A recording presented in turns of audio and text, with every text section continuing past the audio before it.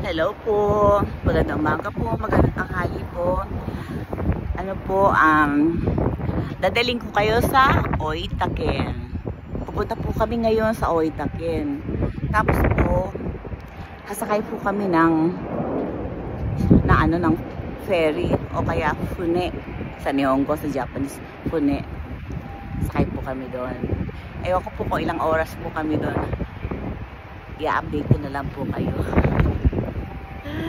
Ayun ako, first time na makakasakay sa ayan po,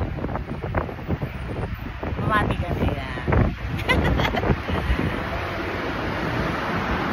Nandito po kami, nagtatapag po kami ng bus kasi po 4:30 kami makikita ng mga kasama namin sa Umeda.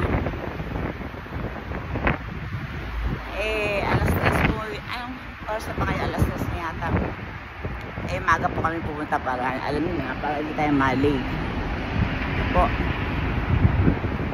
Ito po kami, nag-iintay po kami ng bus. Ayan, dumating na po ang bus. Ayun, nakikita po ang bus. Ayun.